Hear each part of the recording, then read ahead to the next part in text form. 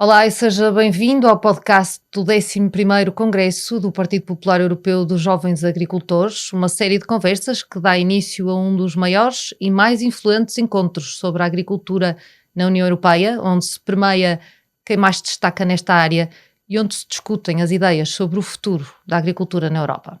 O meu nome é Mariana Correia e em cada episódio eu vou falar com quem transforma as ideias em políticas e as políticas em ações. É aqui que as conversas começam e é aqui que as ideias sobre o futuro da agricultura ganham forma. Obrigada por estar desse lado. Vamos começar o nosso programa por apresentar o nosso convidado de hoje. Ele é deputado ao Parlamento Europeu e é um dos co-organizadores desta 11ª edição do Congresso do PPE dos Jovens Agricultores. Paulo Nascimento Cabral, bem-vindo. Obrigada por ter aceitado o nosso convite. Paulo, como é que um psicólogo acaba a fazer política na União Europeia? É verdade. Antes de mais, agradeço o convite. É sempre um gosto reencontrar aqui a Mariana. E quando nos reencontramos, os projetos têm sempre sucesso. Portanto, é uma redobrada alegria que aqui estou. Como é que um psicólogo chega cá? Olha, o processo é muito giro, porque foi totalmente ao acaso e não era nada expectável.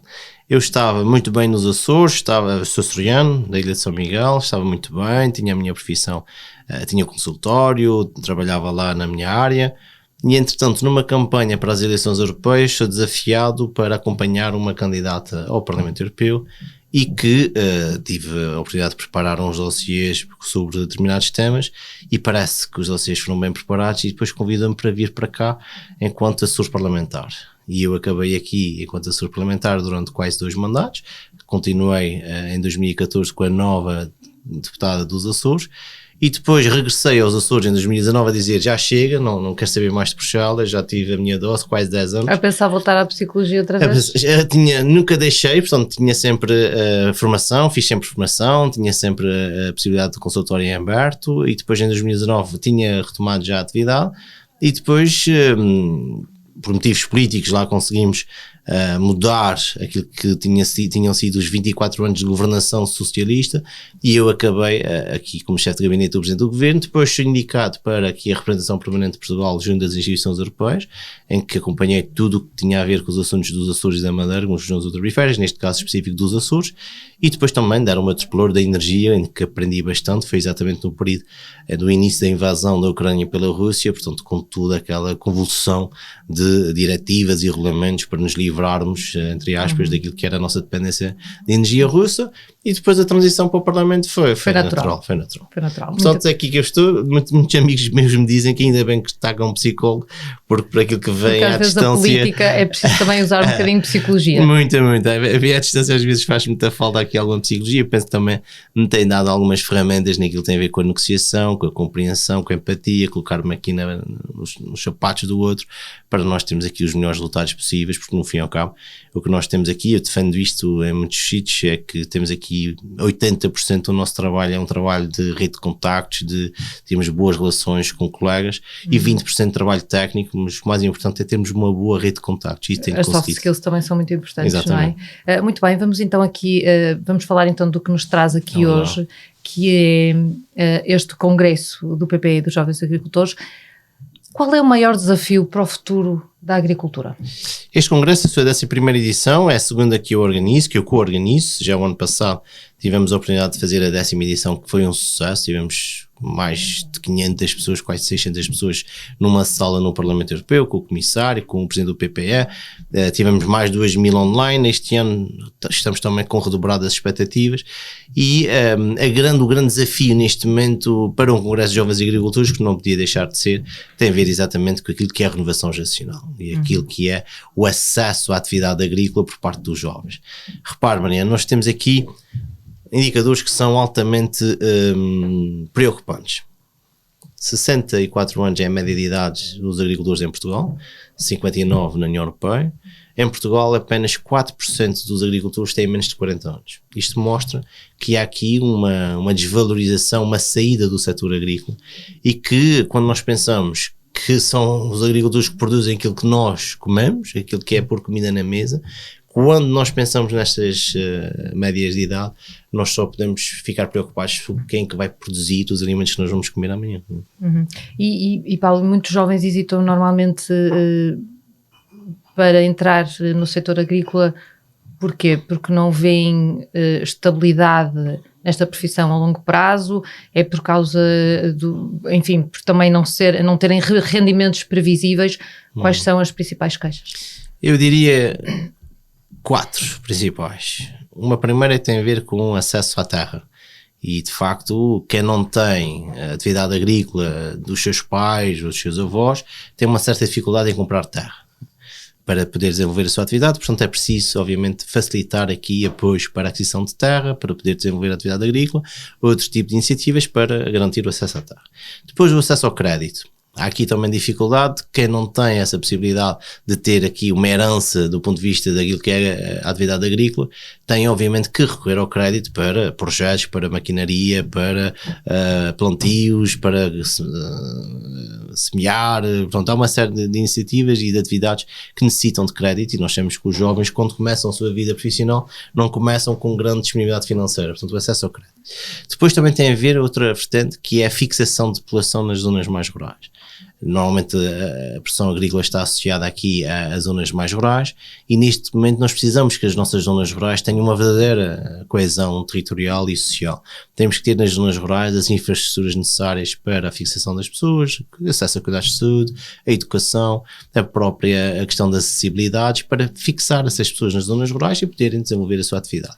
O que nós temos assistido é, por falta de muitas vezes dessas infraestruturas básicas, há um movimento para as periferias das cidades e abandonando aquilo que é o nosso campo e a nossa zona mais rural, e depois traduz naquilo que é incúria no tratamento dos nossos terrenos, das nossas florestas, que acabam em incêndios, que nós infelizmente temos assistido tantas vezes em Portugal. E depois um quarto pilar que eu acho que é fundamental e que nós temos que refletir muito sobre isso, que é a visão social do setor agrícola e do agricultor. Nós durante muitos anos desvalorizamos muito aquilo que é a agricultura e o agricultor e o papel do agricultor na sociedade. E temos em alguns casos, até os filhos de agricultores nas escolas são vítimas de bullying, são maltratados, têm aqui que é considerado uma profissão menos nobre, infelizmente. Isso não pode acontecer.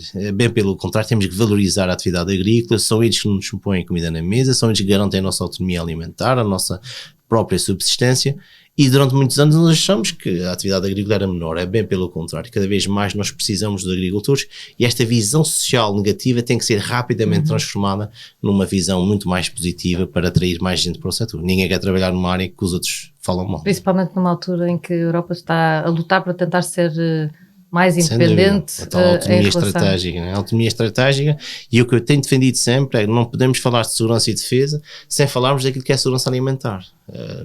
O que é que vale termos exércitos e o que é que vale termos tanques, armas, se depois não conseguimos colocar comida na mesa. Por isso é que o setor agrícola, e quando falo com o Comissário da Agricultura, digo sempre, se você tem problemas de dinheiro, vai buscar a segurança e defesa, porque não há segurança e defesa europeias sem encher a barriga, sem pôr comida na mesa, e no momento em que nós acabarmos e tivermos dificuldade em colocar comida na mesa dos europeus, é o primeiro passo para a destruição daquilo que é o projeto europeu. E há bocadinho o Paulo estava a enumerar algumas das possíveis soluções para atrair até os jovens para a agricultura. Falamos também um bocadinho aqui das políticas públicas, porque é nisso também que para o qual se está a trabalhar. Falamos um bocadinho sobre a PAC. O que é que acha sobre esta proposta da Comissão de juntar para o próximo quadro financeiro plurianual, onde se junta aqui os fundos da PAC com fundos da coesão?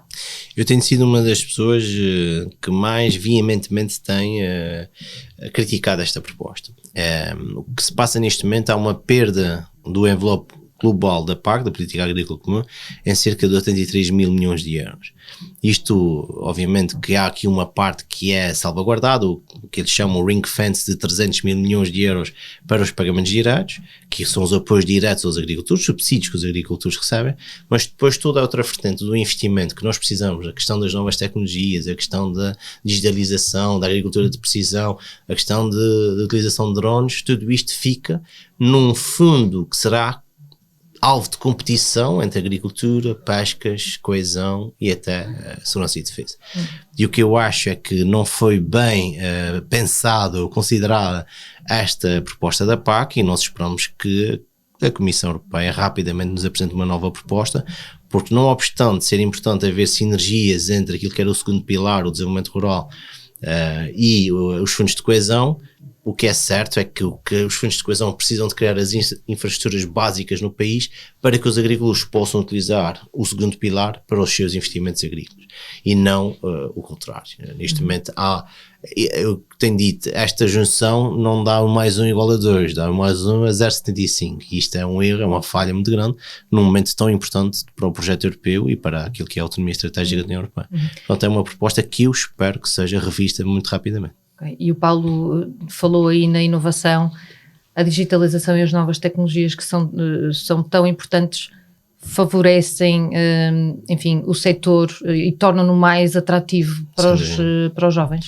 Sem dúvida, só assim é que nós conseguimos chegar lá à juventude, porque a visão do setor agrícola também, que era uma visão de um trabalho muito físico, de um trabalho também pouco evoluído do ponto de vista tecnológico, não atrai novas gerações, e por isso é que nós precisamos de novas tecnologias, novas ferramentas, novos instrumentos, e daí que o exemplo dos drones, em que eu acho que é de facto um passo seguinte. Temos também a questão dos próprios tratores que são monitorizados por via satélite. Nós temos aqui uma série de outras áreas, como a agricultura de precisão, que permite uma maior eficiência dos recursos, seja logo os recursos hídricos, tudo as novas técnicas genómicas que permitem termos não organismos geneticamente modificados, mas espécies que sejam mais resistentes ao stress hídrico, ou à questão das altas temperaturas. Tudo isto atrai uma nova geração de profissionais, uma nova geração de pessoas interessadas para o setor agrícola, e só com isso é que nós conseguiremos ser competitivos. Caso então, que mensagem é que daria a essa próxima geração que está a pensar investir na agricultura hoje? Olha, acreditem, confiem, porque de facto a agricultura é um setor com muito futuro. E, acima de tudo, estamos neste momento a preparar aquilo que é a base e as ferramentas que a União Europeia vai ter. Aliás, então esperamos que o Comissário apresente muito em breve aquela que é a estratégia para a renovação geracional da União Europeia. Eu até tenho dito, mais do que renovação geracional, precisamos trazer jovens, como é óbvio, mas precisamos trazer cada vez mais pessoas para a agricultura, para garantirmos a nossa autonomia alimentar. Mas acreditem, confiem, porque os instrumentos legislativos vão estar em vigor, e depois também temos aqui uma grande expectativa de que os instrumentos financeiros irão acompanhar.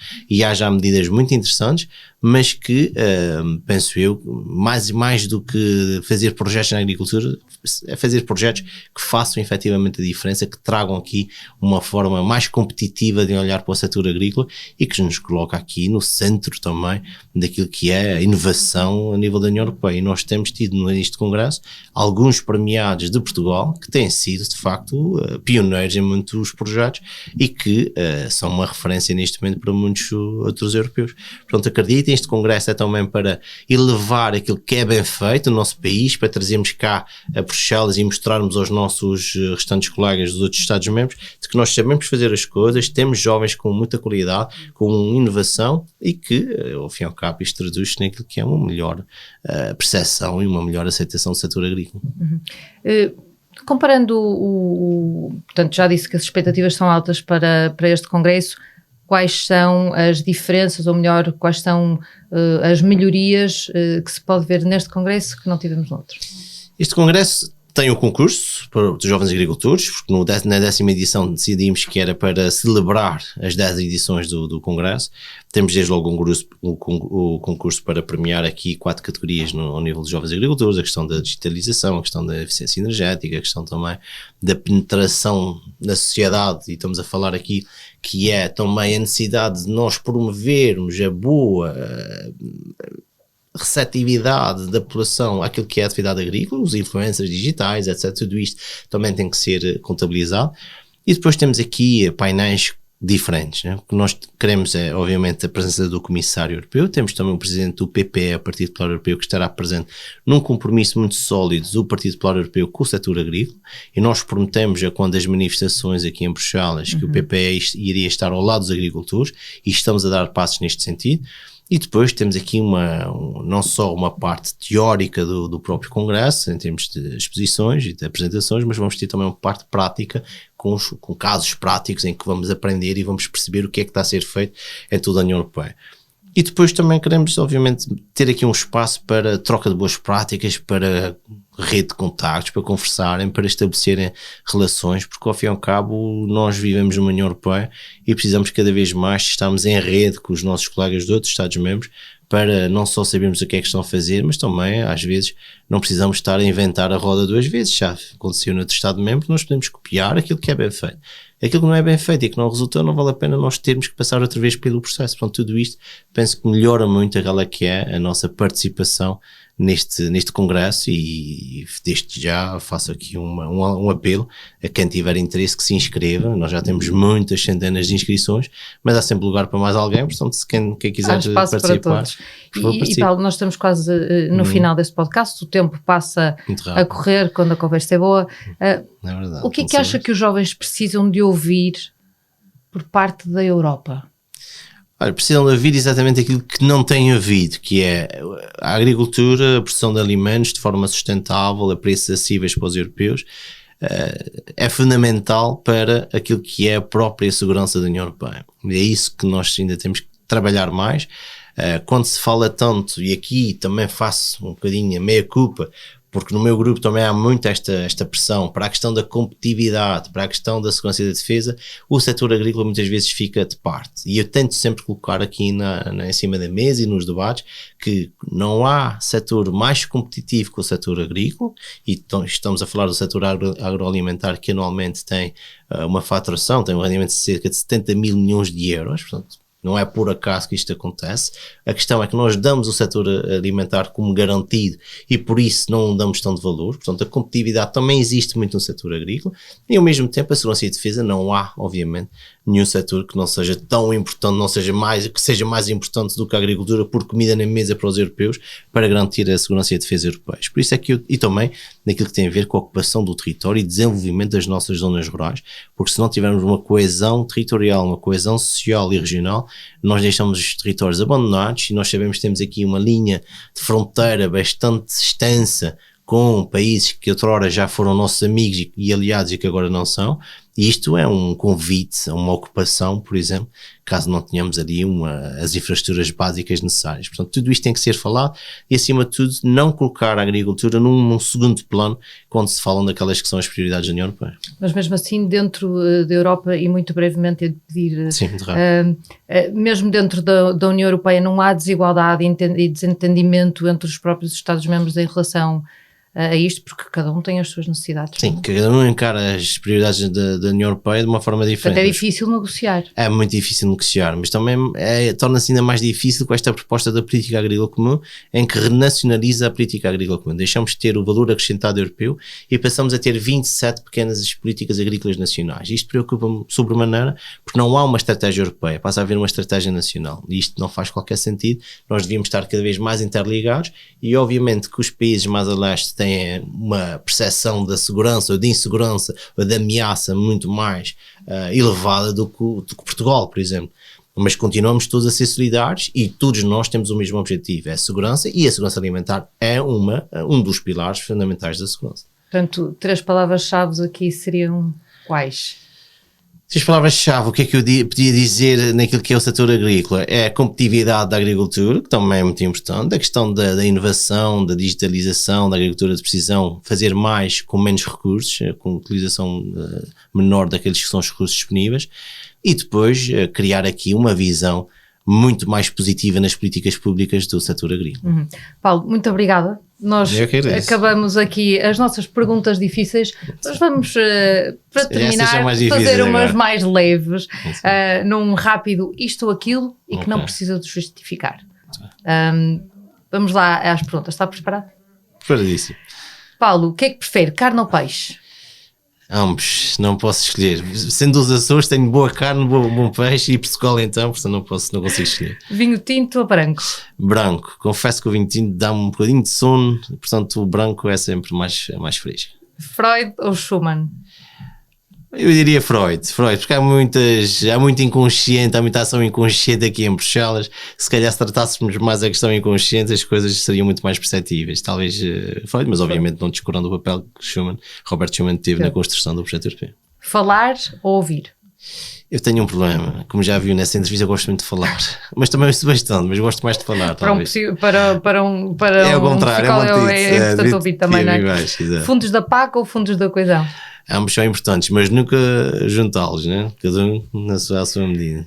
E esta aqui, Futebol Clube do Porto ou Sport Lisboa e Benfica? Nenhum deles, estes não vou comentar. Eu sou do não Sporting, consegues escolher? Não consigo escolher, sou do Sporting, são ambos rivais e obviamente que não vou trair o meu clube, portanto o Sporting é impossível. Não. Olha, digo-lhe União Micalense, que é a equipa da minha terra, ou até mesmo o Santa Clara, à frente do Benfica e do Porto. Não esperava outra resposta de um sportinguista ferranho.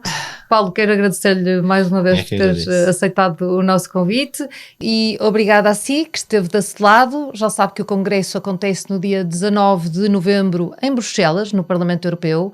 Pode seguir todas as atualizações através das redes sociais e inscrever-se se quiser participar.